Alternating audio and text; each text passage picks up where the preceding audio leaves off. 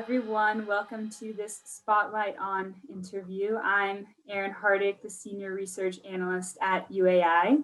I'm with Wasim Akhtar, the Director of Grid Management Solutions, and Becca Jones, Marketing Communications Manager at Itron. Itron's portfolio of smart networks, software services, meters, and sensors help their utility customers better manage energy and water for the people they serve. Welcome, Wasim and Becca. Thank you for joining me today. Thank you, Erin. So, Wasim, I will start with you. How can utilities expand the value of their current AMI deployments today and get an immediate return on their investment? So we at Itron, we're constantly working with our existing customers and really exploring more and more solutions aimed at unlocking additional value of their existing AMI system. So if you look at the portfolio today, we do offer utilities a number of options and strategies to get more value and ROI out of the existing AMI system.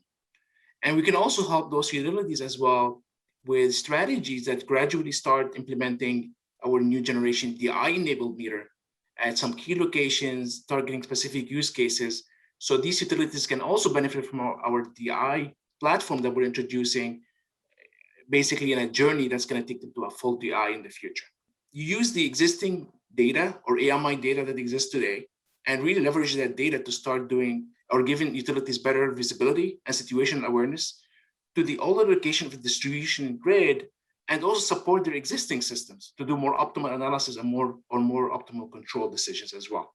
Because today, if you look at the low voltage side of the grid, there is a lack of comprehensive coverage end to end in terms of not only monitoring, but not only control, but monitoring as well. Mm-hmm. So we are positioned very well from a networks and devices perspective to see all these end points or delivery points to the customer and feed that information back to other systems and give more visibility to the utilities.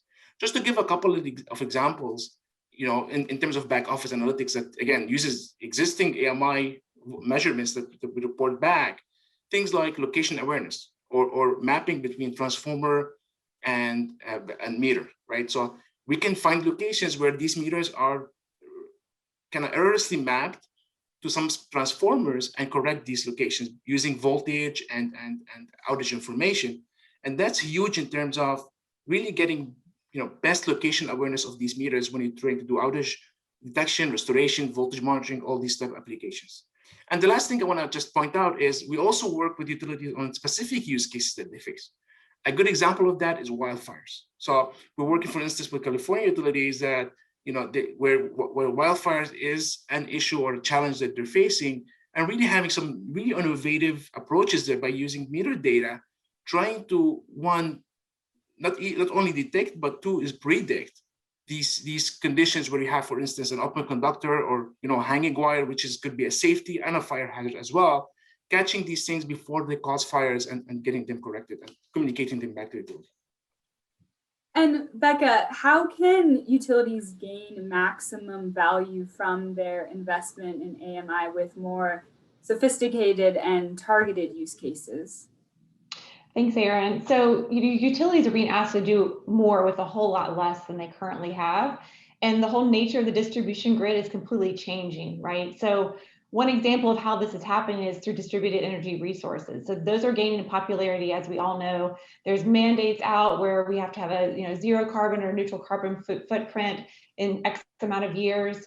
Auto industries have already committed to doing that. So those are some drivers that are taking place right now. And so there's these traditional solutions that utilities are using right now, and they're going to be challenged to start addressing the needs of what's coming up in the industry. So there's that, coupled with the fact that regulators are now asking utilities to prove the value of what they've invested in. So utilities kind of need to take a step back and say, how can I get the public utility commissions on board so that I can be a next generation utility and have that vision transpire and become a reality? So I think utilities really can get the maximum value by asking themselves, what else can I do? How can I be more effective? How can I be more innovative?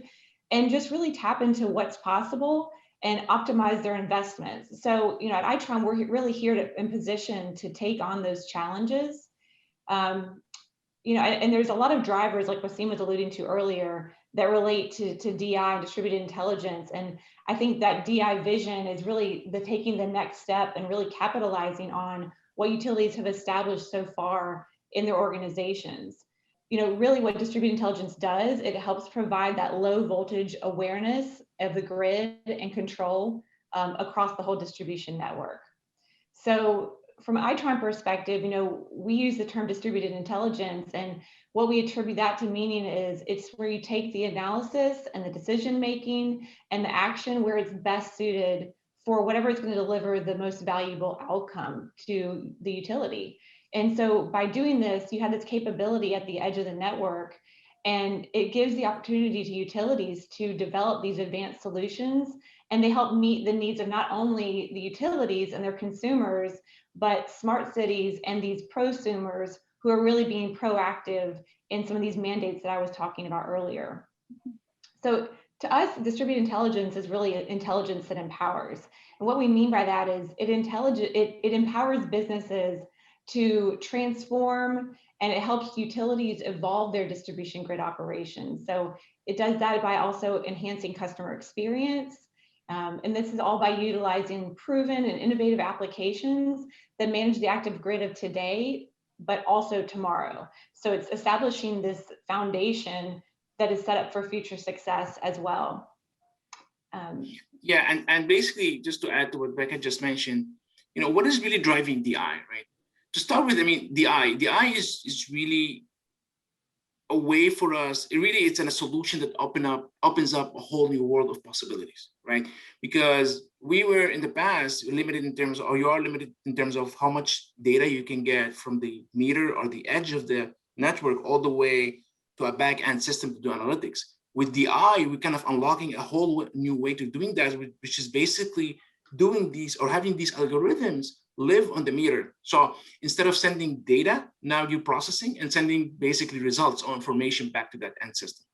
Right, and to that point too, Waseem, we kind of look at distributed intelligence provides you with the insight, innovation, enablement, and then there's this whole trust component. Is this going to last? Is this going to be a technology that's future-proof for me? And from the insight perspective, like you were saying, it gives the utilities the real-time information so they can accurately control and manage their grid. It is a very innovative technology that's out now, right? But it provides this foundational secure platform that helps these utilities get that insight, get the control, and get the capabilities to manage this ever increasingly and complex grid that we all are aware of.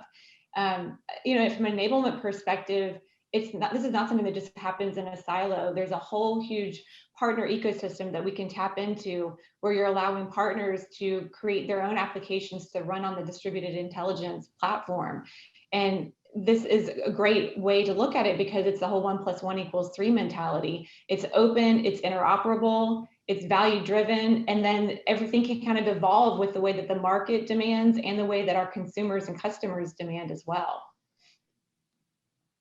Yeah, and in addition, as something maybe I alluded to in the beginning is we instead, from a DI perspective, we really have strategies where we enable utilities that don't have a full deployed DI system today or DI meters today to basically what we call a hybrid approach, where we selectively go and deploy these DI enabled meters to be able to host these apps that gives you a kind of gradual or progressive level of benefits until you get a fully DI capable meter population. 2020 was a year of change and disruption for everyone, and that certainly does not exclude the entire utility industry. Becca, tell us about the most common challenges utilities faced in 2020.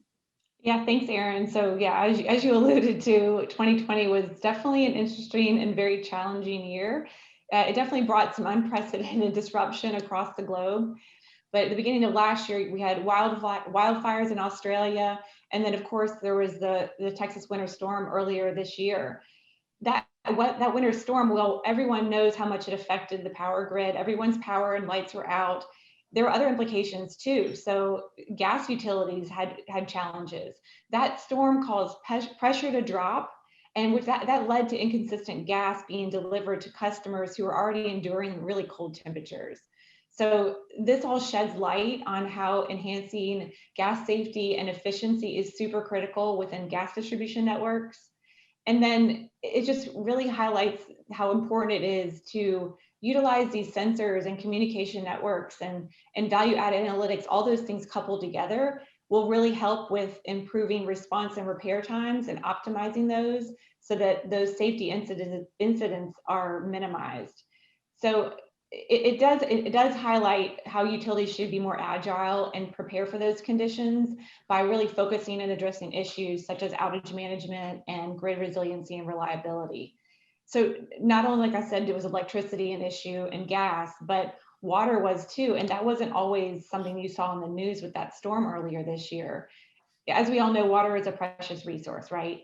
During that Texas storm, pipes froze, they burst, water lines were contaminated. So if utilities can take a step back and go, okay, if we holistically optimize our water operations, then we can manage and transform our networks from regular distribution networks to smart water networks.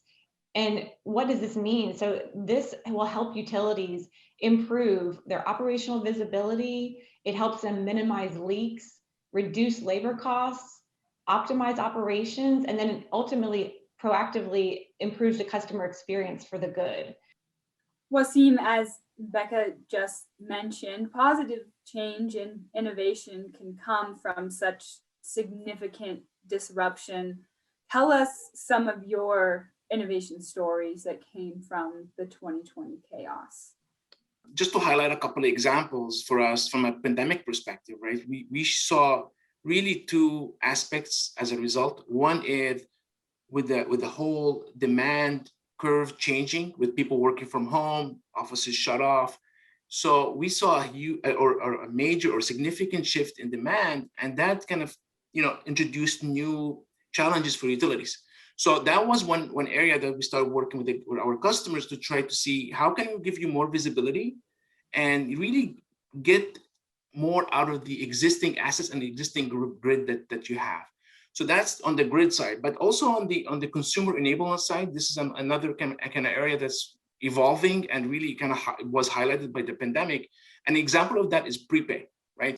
Prepay emerged as a convenient offering really to help engage consumers and empower them to directly and proactively manage their own usage and cost, and also helps the utilities in a way to protect revenue, but also reduce costs and hassle of have to disconnect and reconnect customers. And another example of that is load disaggregation. So we're putting back to the DI concept, we're putting DI apps on the meter. So now with that meter can really tell how is your consumption behavior throughout a day or throughout a weather or throughout a season, and really help the consumer to be more educated, but also utility to try to cater or come up with programs to be able to add, to shift load, to do energy efficiency, to really help the utility to accommodate all these changing behavior of the consumer as well. And another example is as Becca mentioned, right? It's the extreme weather conditions, right? So we're working, I mentioned wildfires, so working with utilities to really have innovative ways using the meter data to detect if you have a conductor that's about to fail or has failed. So have these conditions kind of caught before they happen. So that's, in terms of wildfires, also vegetation management. If we see cases where you have vegetation contact from our meters, we can proactively ask the utility to go investigate and take care of that. Well, thank you, Wasim, Becca, and the entire Itron team for supporting UA Summit. You can learn more about Itron, view and download some great resources, and meet with them all over on Itron's Solution Showcase. Navigate over there by clicking on the Solution Showcase on the left side of your menu screen, and then click on Itron. On behalf of the UA Summit team, thank you for tuning in, and we will see you next session.